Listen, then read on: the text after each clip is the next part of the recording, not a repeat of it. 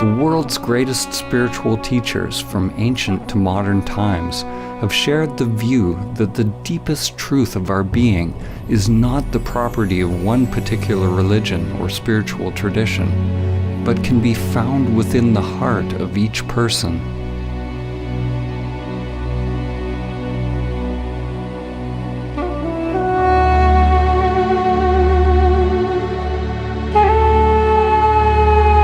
The poet Rumi said, "Where is that moon that never rises or sets? Where is that soul that is neither with nor without us? Don't say it is here or there. All creation is that, but for the eyes that can see."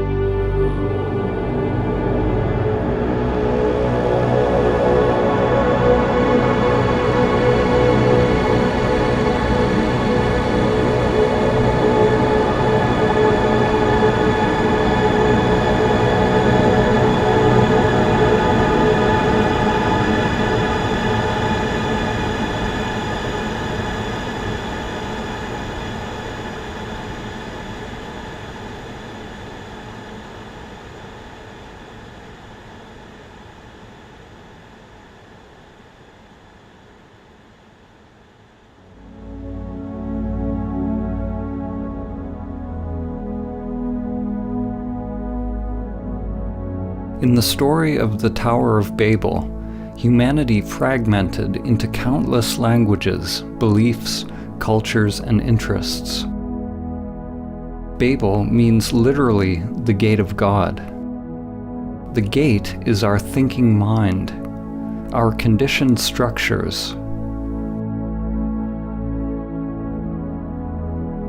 For those who come to realize their true nature, their essence beyond name and form, they are initiated into the great mystery of what lies beyond the gate.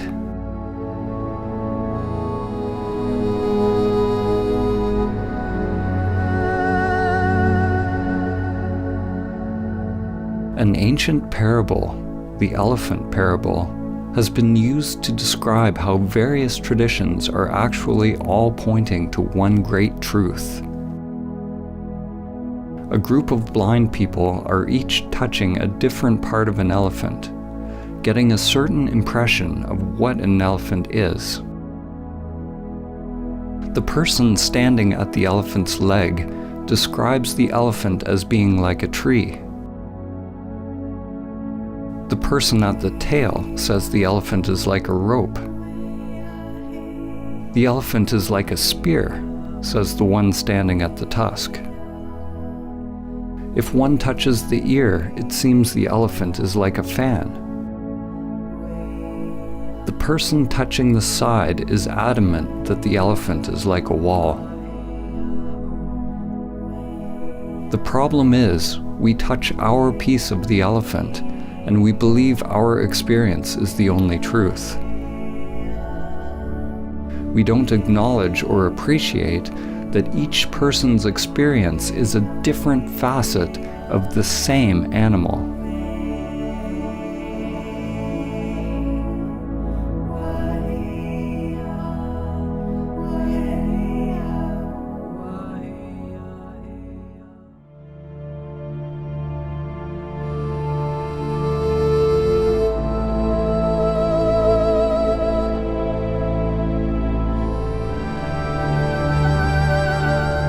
The perennial philosophy is an understanding that all spiritual and religious traditions share a single universal truth, a mystical or transcendent reality upon which foundation all spiritual knowledge and doctrine has grown.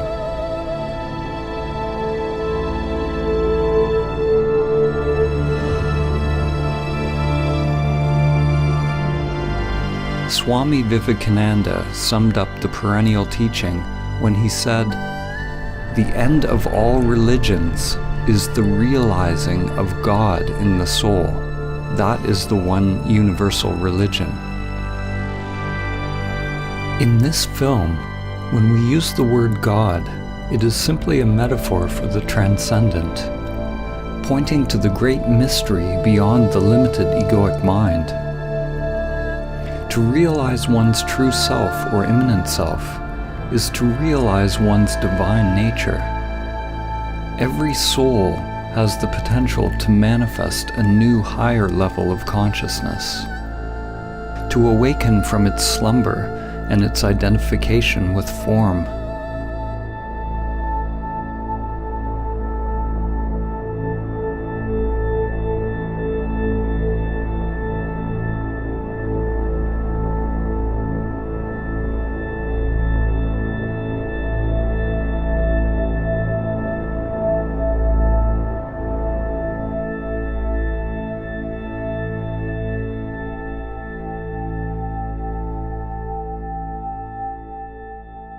The writer and visionary Aldous Huxley, known for his book Brave New World, also wrote a book which he entitled The Perennial Philosophy, in which he writes about the one teaching that comes back over and over in history, taking the form of the culture in which it is realized.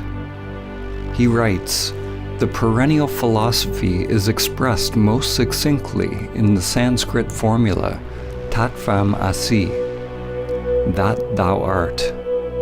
The Atman, or immanent eternal self, is one with Brahman, the absolute principle of all existence. And the last end of every human being is to discover the fact for himself, to find out who he or she really is."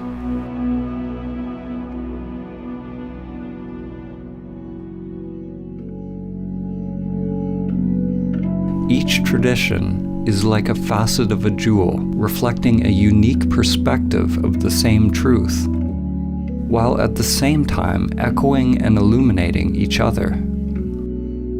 Whatever the language and conceptual framework used, all religions that reflect the perennial teaching have some notion that there is a union with something greater, something beyond us.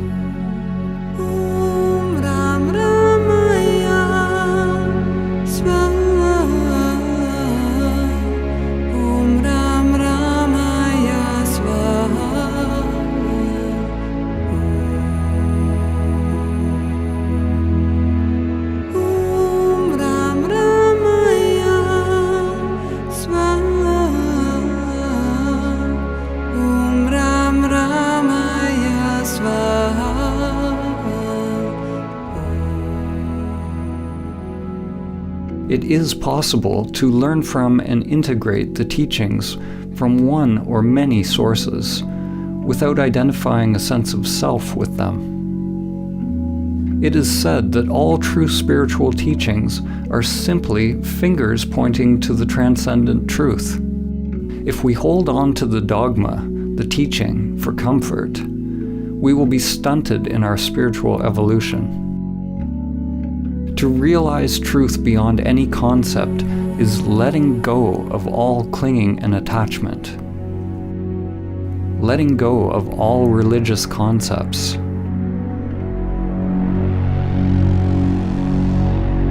From the ego's perspective, the finger pointing you to Samadhi is pointing straight toward the abyss. St. John of the Cross said, "If one wishes to be sure of the road they tread, one must close their eyes and walk in the dark."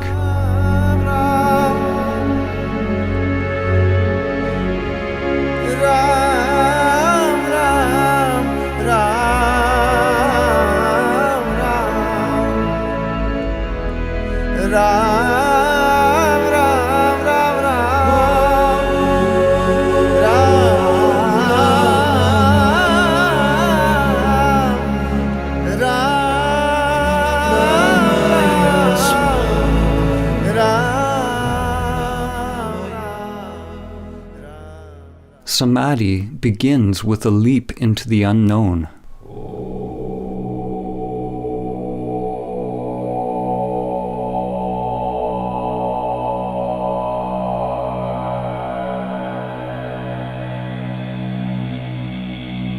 In the ancient traditions, in order to realize Samadhi, it was said that one must ultimately turn consciousness away from all known objects, from all external phenomena, conditioned thoughts and sensations, toward consciousness itself, toward the inner source, the heart or essence of one's being.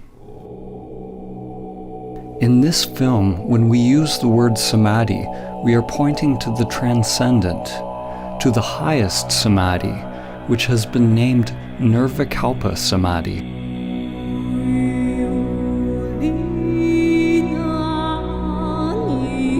In Nirvikalpa Samadhi, there is a cessation of self-activity, of all seeking and doing. We can only speak about what falls away as we approach it, and what reappears when we return from it. There is neither perception nor non-perception, neither thing nor no-thing, neither consciousness nor unconsciousness. It is absolute, unfathomable, and inscrutable to the mind. When the self returns to activity, there's a not knowing, a kind of rebirth, and everything becomes new again. We are left with the perfume of the divine, which lingers longer as one evolves on the path.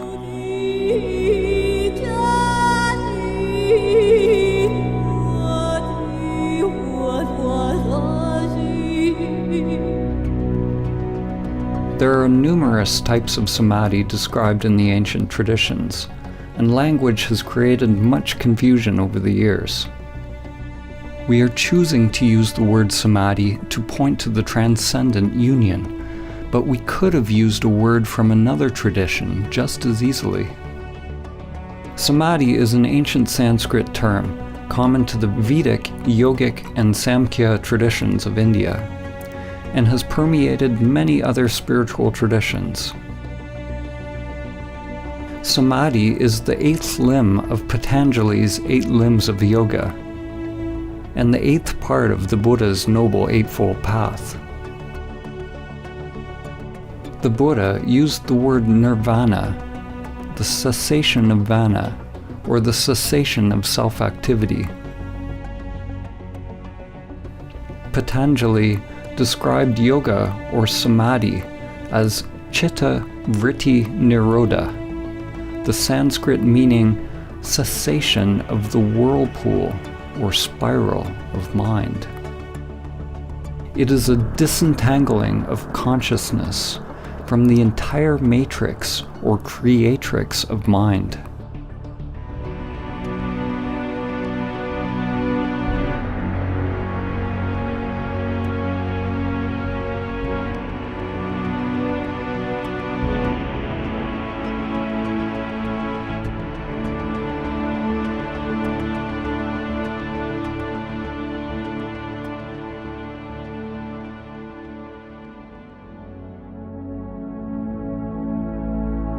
Samadhi does not signify any concept, because to realize it requires a dropping of the conceptual mind.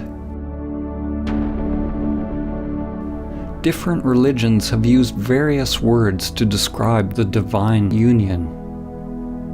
In fact, the word religion itself means something similar. In Latin, religare means to rebind or reconnect. It's a similar meaning to the word yoga, which means to yoke, to unite the worldly with the transcendent. In Islam, it is reflected in the ancient Arabic meaning of the word Islam itself, which means submission or supplication to God. It signifies a total humbling or surrender of the self-structure. Christian mystics such as Saint Francis of Assisi, Saint Teresa of Avila, and Saint John of the Cross describe a divine union with God, the kingdom of God within. In the Gospel of Thomas, Christ said, "The kingdom is not here or there. Rather, the kingdom of the Father is spread out upon the earth, and men do not see it."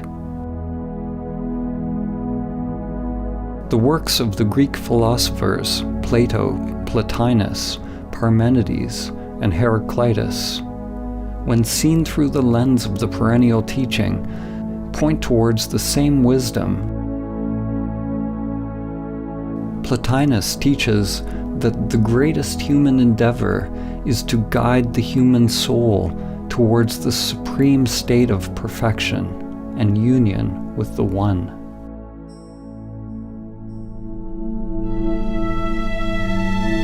The Lakota medicine and holy man, Black Elk, said, "The first peace, which is the most important, is that which comes within the souls of men when they realize their relationship, their oneness with the universe and all its powers, and when they realize that at the center of the universe dwells Great Spirit, and that this center is really everywhere.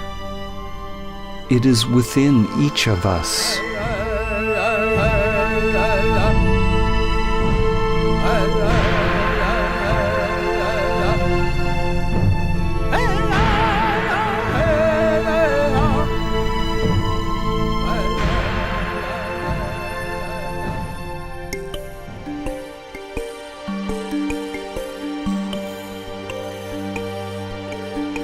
On the path to awakening, unless we are in Samadhi, there are always two polarities, two doorways one can enter.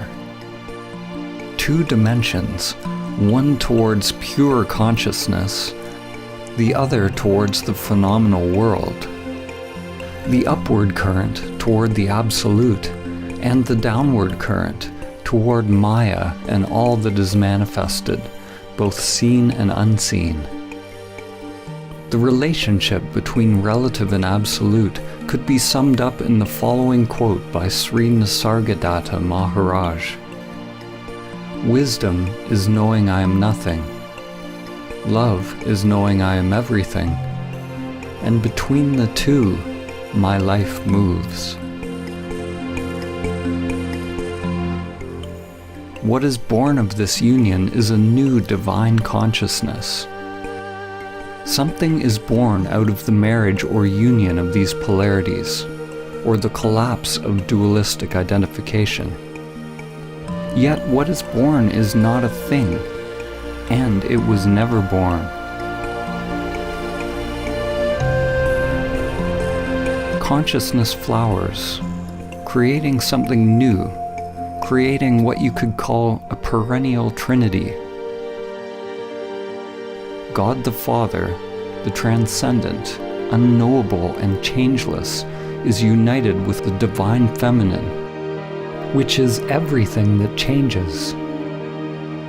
This union brings about an alchemical transformation, a kind of death and rebirth.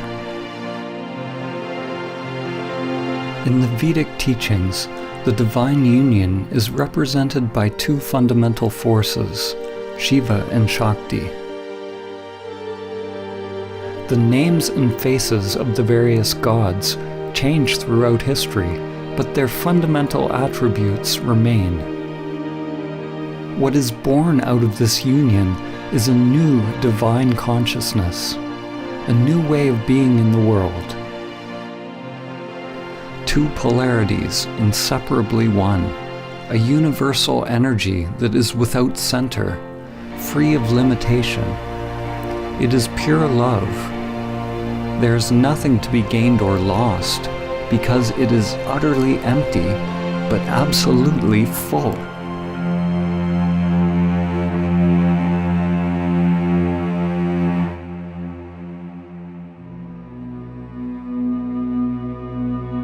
Whether it is the mystery schools of Mesopotamia, the spiritual traditions of the Babylonians and Assyrians, religions of ancient Egypt, Nubian and Kemetic cultures of ancient Africa, the shamanic and native traditions around the world, the mysticism of ancient Greece, the Gnostics, the non-dualists, the Buddhists, the Taoists, Jews, Zoroastrians, Jains, Muslims, or Christians, one finds that their common link is their highest spiritual insights have allowed their adherents to realize Samadhi.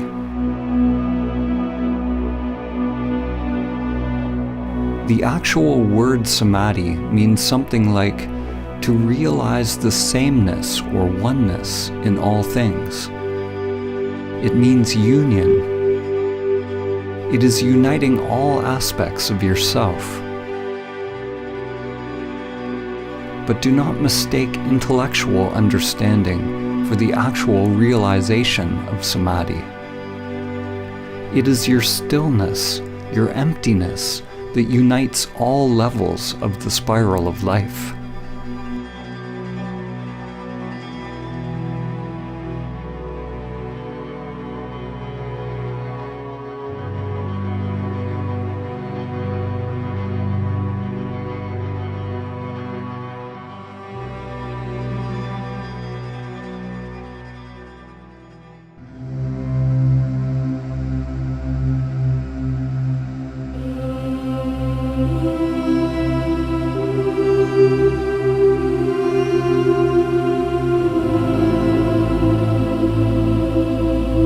It is through the ancient teaching of Samadhi that humanity can begin to understand the common source of all religions and come into alignment once again with the spiral of life, Great Spirit, Dhamma, or the Tao. The spiral is the bridge that extends from the microcosm to the macrocosm. From your DNA to the inner lotus of energy that extends through the chakras, to the spiral arms of galaxies. Every level of soul is expressed through the spiral as ever-evolving branches, living, exploring. True Samadhi is realizing the emptiness of all levels of self, all sheaths of the soul. The spiral is the endless play of duality and the cycle of life and death. At times, we forget our connection to the source.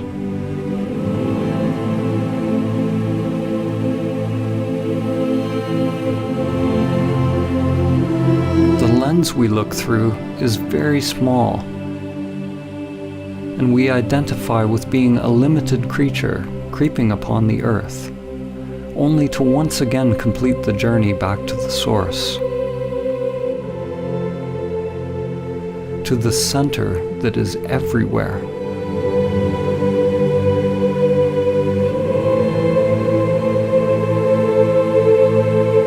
Chuan Tzu said, "When there is no more separation between this and that, it is called the still point of the Tao. At the still point, in the center of the spiral, one can see the infinite in all things."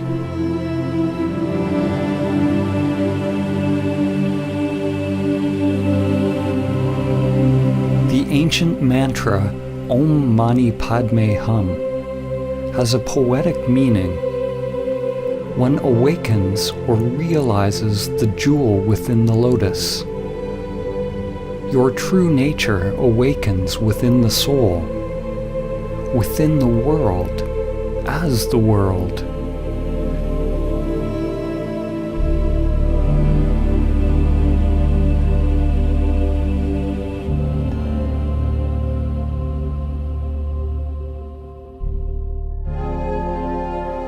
Using the Hermetic principle, as above, so below, as below, so above, we can use analogies to begin to understand the relationship between mind and stillness, relative and absolute.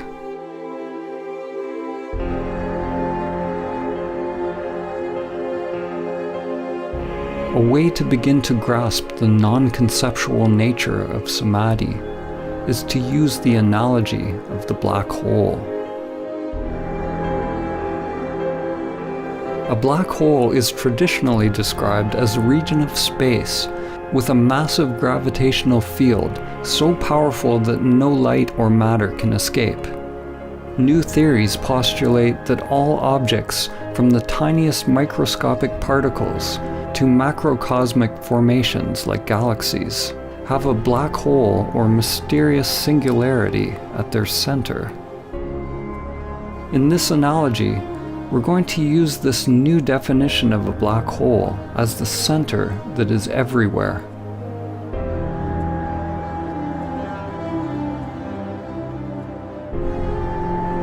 In Zen, there are many poems and koans that bring us face to face with the gateless gate.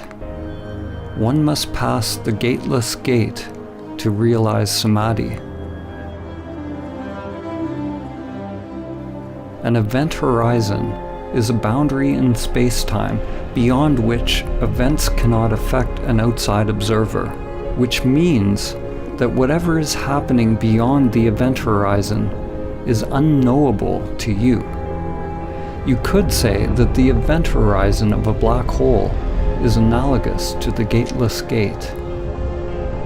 It is the threshold between the self and no self.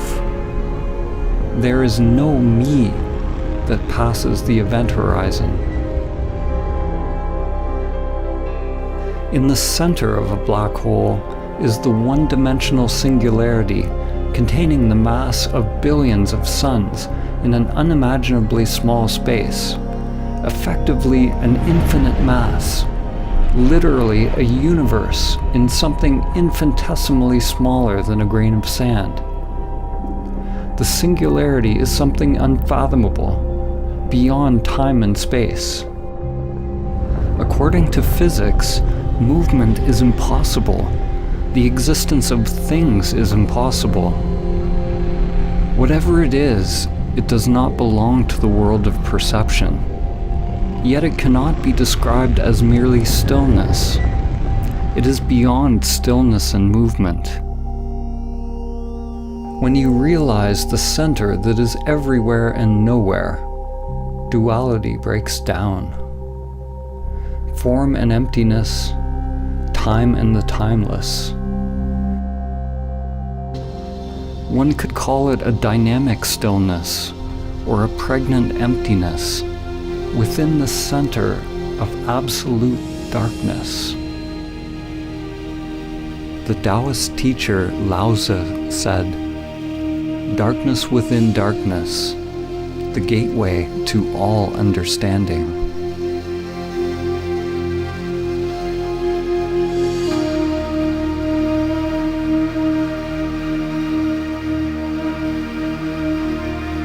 The writer and comparative mythologist Joseph Campbell describes a recurring symbol, part of the perennial philosophy which he calls the axis mundi, the central point or the highest mountain, the pole around which all revolves, the point where stillness and movement are together.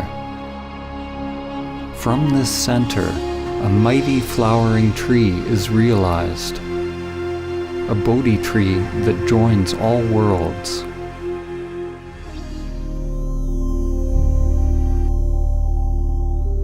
Just as a sun gets sucked into a black hole, when you approach the great reality, your life starts to revolve around it, and you begin to disappear.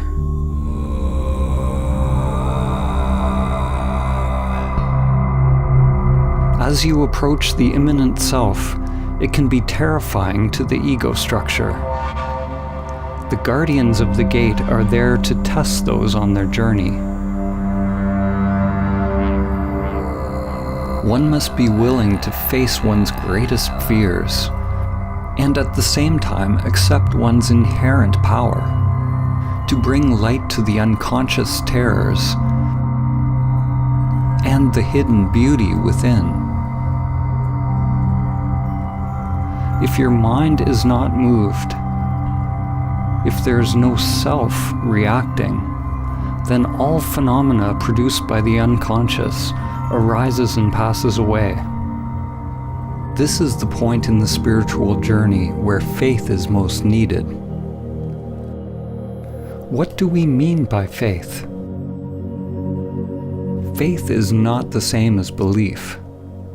Belief is accepting something on the level of mind to bring comfort and assurance. Belief is the mind's way of labeling or controlling experience. Faith is actually the opposite. Faith is staying in the place of complete not knowing, accepting whatever arises from the unconscious.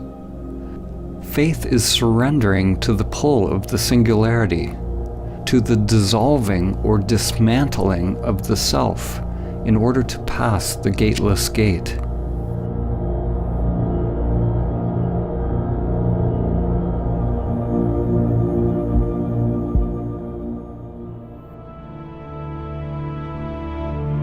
The evolution and structure of a galaxy is closely tied to the scale of its black hole, just as your evolution is tied to the presence of the immanent self, the singularity that is your true nature.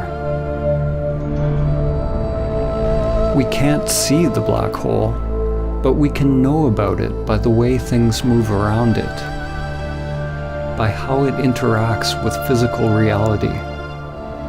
In the same way, we cannot see our true nature.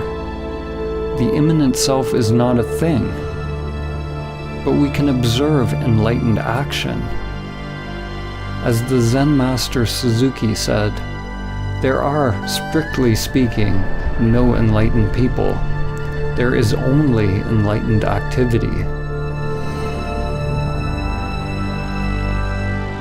We can't see it, just as the eye cannot see itself. We can't see it because it is that by which seeing is possible. Like the black hole, Samadhi is not nothingness, and neither is it a thing. It is the collapse of the duality of thing and no thing. There is no gate to enter the great reality, but there are infinite paths. The paths, the dharmas, are like an endless spiral with no beginning and no end. No one can pass the gateless gate. No one's mind has ever figured out how, and none ever will. No one can pass the gateless gate, so be no one.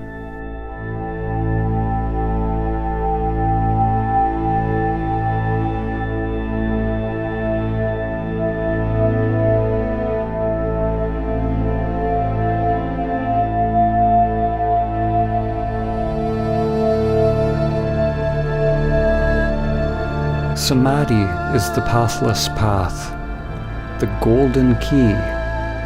It is the end of our identification with the self-structures that separate our inner and outer worlds.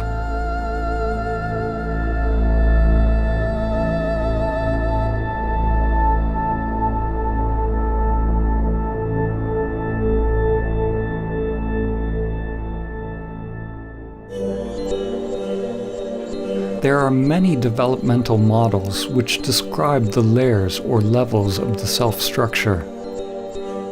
We will use an example which is very ancient. In the Upanishads, the sheaths which cover the Atman or soul are called koshas. Each kosha is like a mirror, a layer of the self-structure, a veil or level of Maya which distracts us from realizing our true nature if we are identified with it. Most people see the reflections and believe that that is who they are. One mirror reflects the animal layer, the physical body. Another mirror reflects your mind, your thoughts, your instincts and perceptions. Another your inner energy or prana, which you can observe when you turn inward. Another mirror reflects on the level of the imaginal, which is the higher mind or wisdom layer.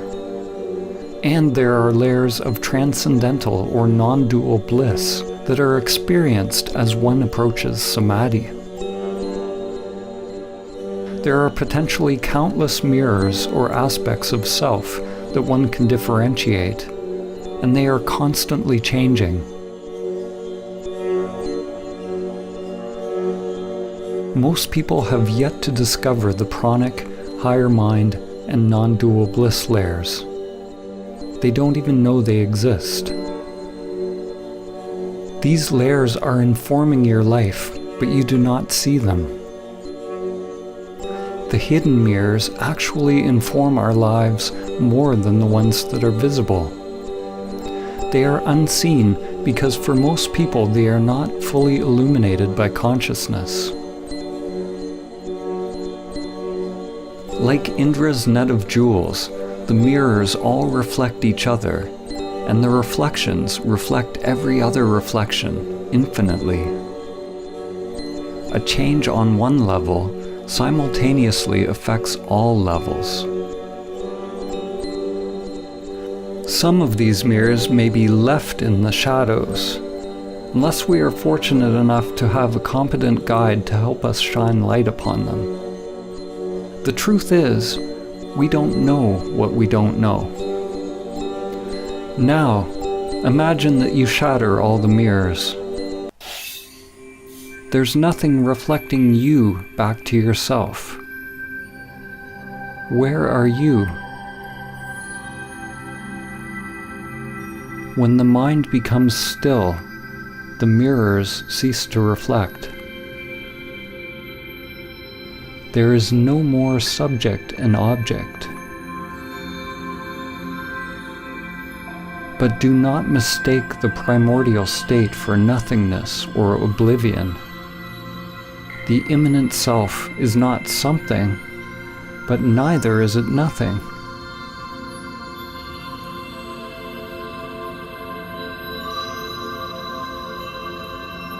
This source is not a thing. It is emptiness or stillness itself. It is an emptiness that is the source of all things. Form is realized as exactly emptiness. Emptiness is realized as exactly form. This source is the great womb of creation, pregnant with all possibilities.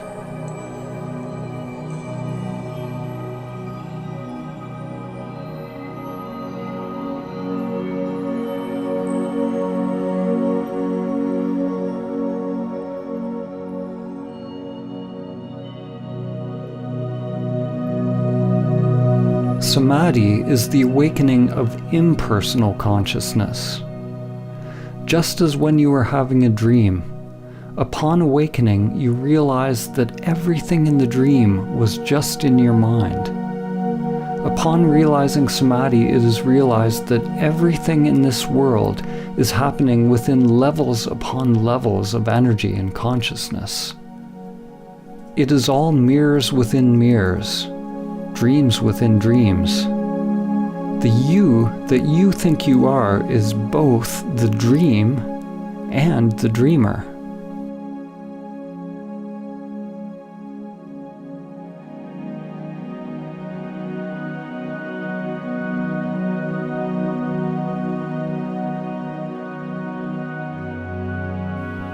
Whatever we say in this film, let it go. Don't capture it with the mind. The soul is dreaming the dream of you. The dream is everything that is changing, but it is possible to realize the changeless.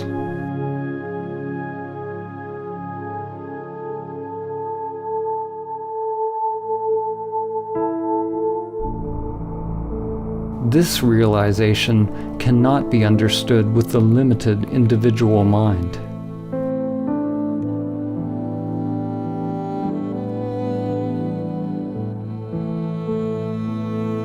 When we return from Nirvikalpa Samadhi, the mirrors begin to reflect again, and it is realized that the world you now think you are living in is actually you. Not the limited you, which is only a temporary reflection, but you are aware of your true nature as the source of all that is. This dawning of higher wisdom, the embryo, prajna, or gnosis, is what is born out of Samadhi. According to the book of Job, Hokmah, or wisdom, comes from nothingness. This point of wisdom is both infinitely small and yet encompasses the whole of being, but it remains incomprehensible until it is given shape and form in the palace of mirrors, called Bina, the womb carved out by higher wisdom, which gives shape to the embryonic spirit of God. Bushmaya Ned Kadashmak Tiete Malkutak Dewe Taveanet Aikanat Bushmaya of Bona.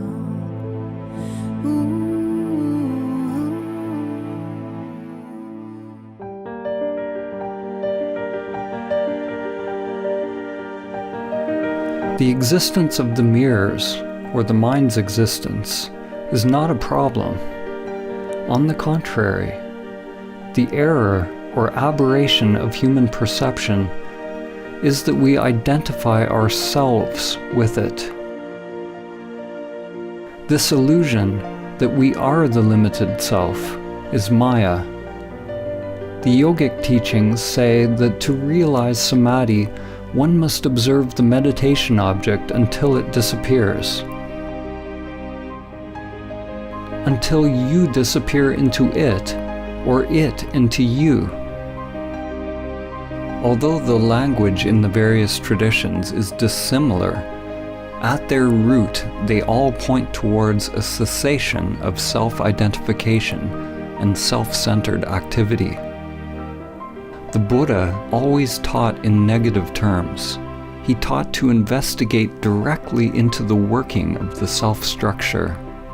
He didn't say what Samadhi was, except that it was the end of suffering. In Advaita Vedanta, there's a term, neti neti, which means not this, not that. People on the path to self-realization inquire into their true nature, or the nature of Brahman, by first discovering what they are not. Similarly, in Christianity, Saint Teresa of Avila described an approach to prayer based on the negative path, or via negativa, a prayer of quiet, surrender, and union, which is the only way to approach the Absolute. Through this gradual process of stripping away, one drops anything that is not permanent, anything that is changing. The mind, the ego construct, and all phenomena, including the hidden layers of self. The unconscious must become transparent in order to reflect the one source. If there is some deep knowing or some self operating in the unconscious, then our lives remain locked into a labyrinth of hidden patterns that comprise the undiscovered self.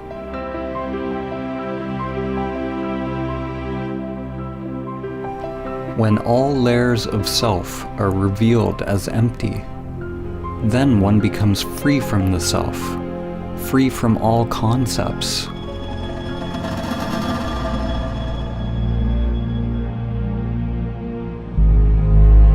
A turning point in your evolution is when you realize you don't know who you are.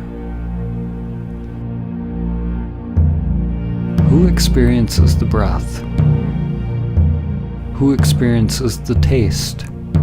Who experiences the chant, the ritual, the dance, the mountain? Witness the witness. Observe the observer. At first, when you observe the observer, you will only see the false self. But if you are persistent, it will give way. Inquire directly into who or what experiences. Unblinkingly, piercingly, penetratingly, with the full force of your being.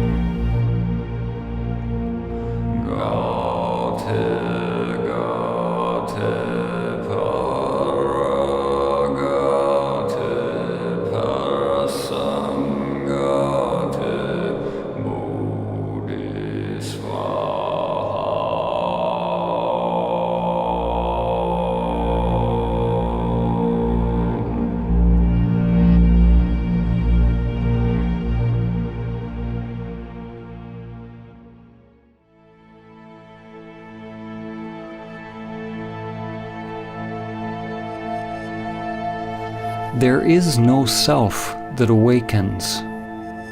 There is no you that awakens. What you are awakening from is the illusion of the separate self, from the dream of a limited you. To talk about it is meaningless. There must be an actual cessation of the self to realize directly what it is. And once it is realized, there is nothing that can be said about it. As soon as you say something, you are back in the mind. I have already said too much.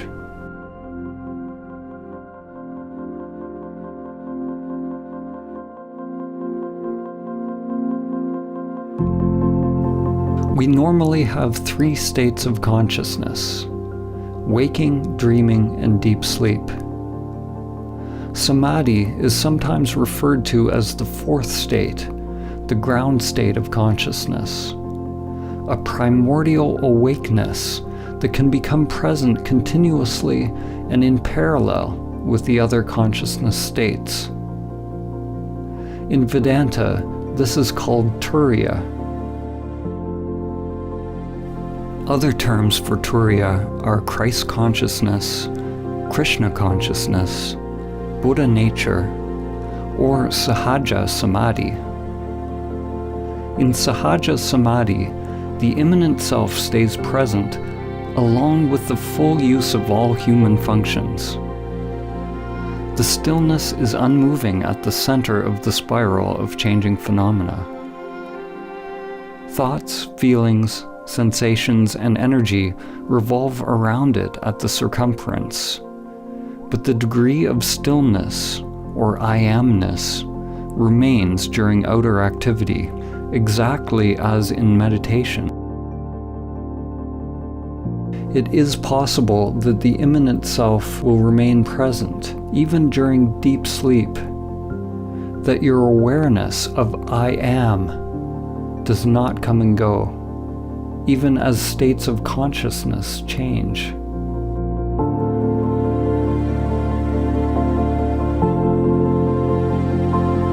This is yogic sleep. In the Song of Songs, or the Song of Solomon from the Hebrew Bible or Old Testament, it reads, "I sleep, but my heart waketh." This realization of the eternal, impersonal consciousness is reflected in the words of Christ when he said, Before Abraham was, I am.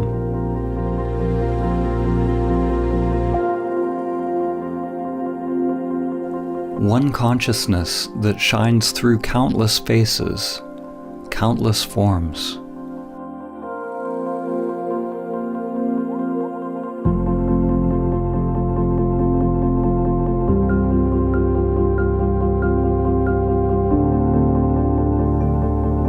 At first, it's like a fragile flame born out of the polarities within you. Masculine, penetrating consciousness with a surrender or opening of feminine energy. It is delicate and easily lost, and one must take great care to protect it and keep it alive until it is mature.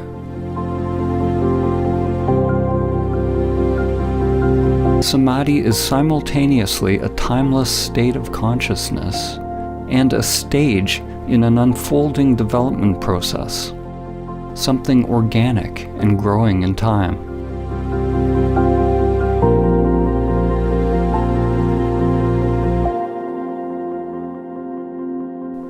As one spends more and more time in Samadhi, in the now, in the timeless, one takes more and more direction from the heart, the soul or Atman, and less from the conditioned structure.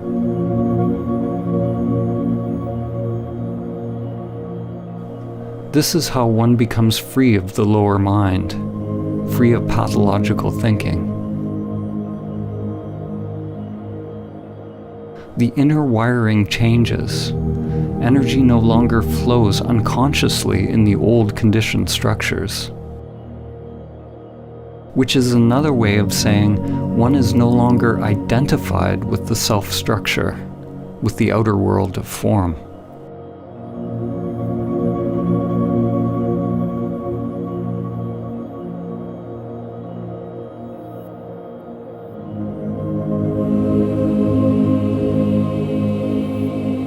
To realize Samadhi requires an effort so great that it becomes a total surrender of oneself, and a surrender so encompassing that it is a complete effort of one's being, all of one's energy. It is a balance of effort and surrender, yin and yang, a sort of effortless effort.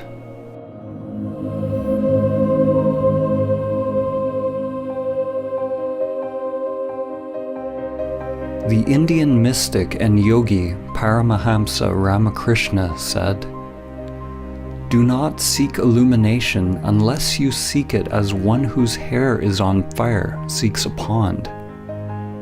You seek it with your whole being."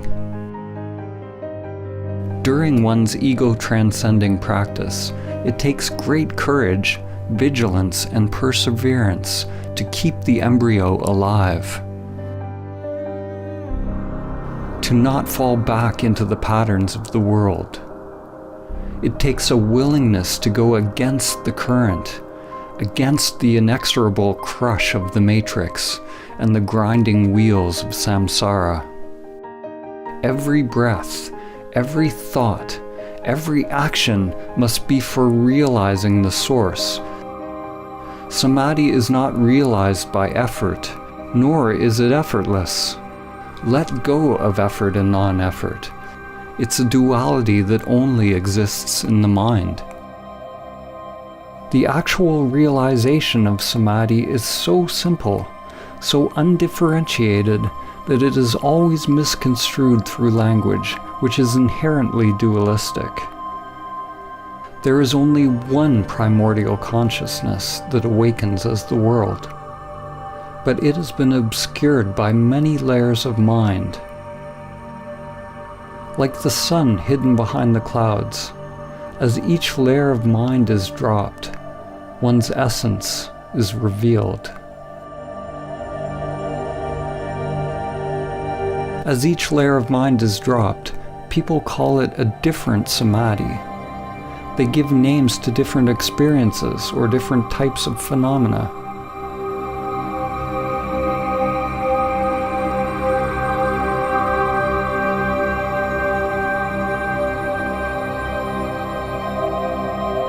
But Samadhi is so simple that when you are told what it is and how to realize it, your mind will always miss it. Actually, Samadhi is not simple or difficult. It is only the mind that makes it so. When there is no mind, there is no problem, because the mind is what needs to stop before it is realized. It is not a happening at all.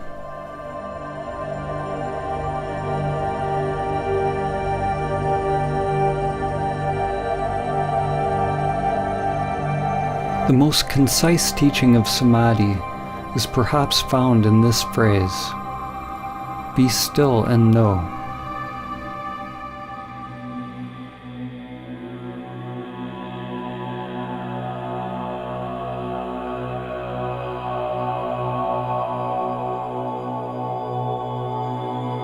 How can we use words and images to convey stillness?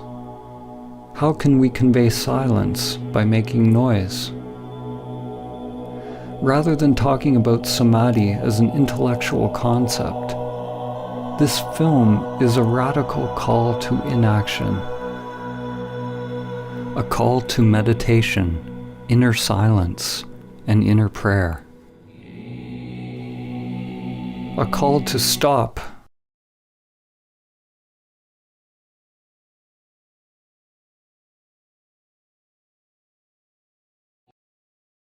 Stop everything that is driven by the pathological, egoic mind. Be still and know.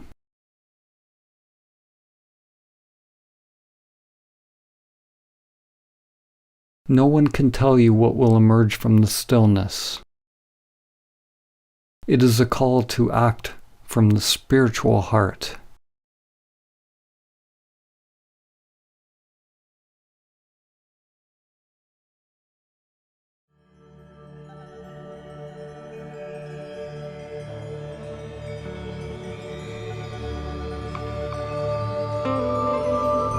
It's like remembering something ancient.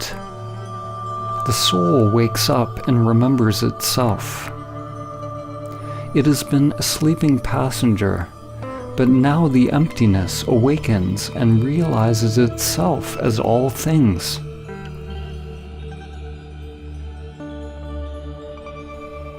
You can't imagine what Samadhi is with the limited egoic mind, just as you can't describe to a blind person what color is. Your mind can't know. It can't manufacture it. To realize Samadhi is to see in a different way, not to see separate things, but to recognize the seer. Saint Francis of Assisi said, "What you are looking for is what is looking." Once you have seen the moon, you can recognize it in every reflection. The true self has always been there. It is in everything, but you have not realized its presence. When you learn to recognize and abide as the true self, beyond the mind and senses, it is possible to experience awe at the most mundane. We become awe.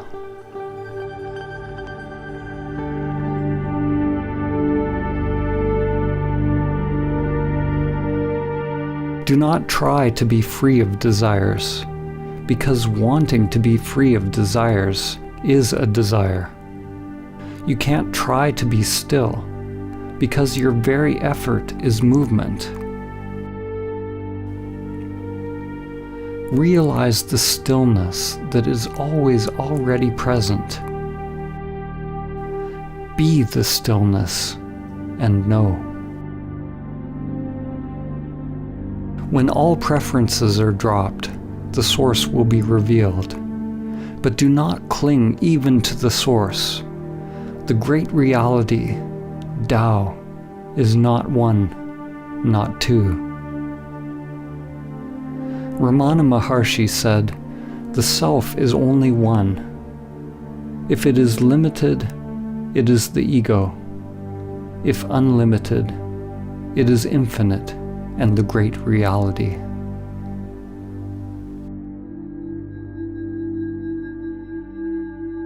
If you believe what is being said, you've missed it.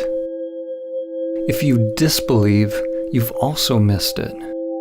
Belief and disbelief operate on the level of mind. They require a knowing.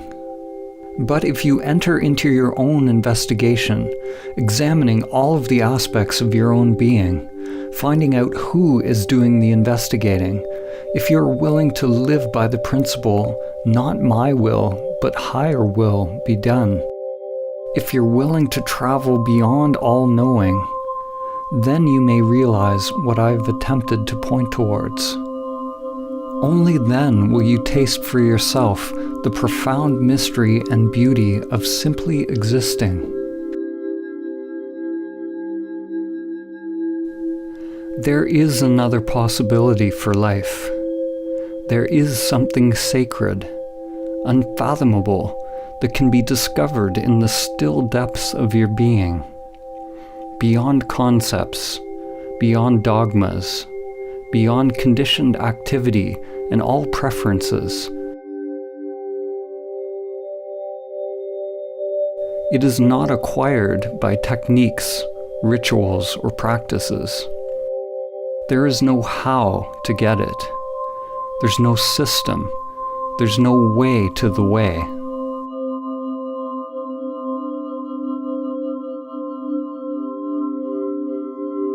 As they say in Zen, it is discovering your original face before you were born. It is not about adding more to yourself. It is becoming a light unto oneself, a light that dispels the illusion of the self. Life will always remain unfulfilled, and the heart will always remain restless, until it comes to rest in that mystery beyond name and form.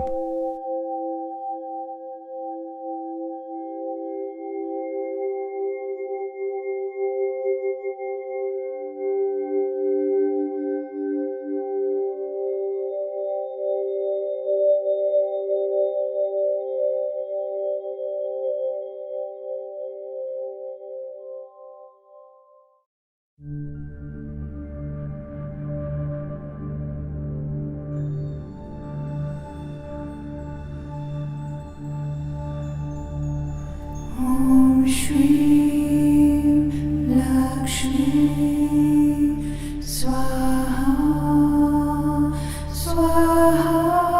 Om Shri Lakshmi Swaha.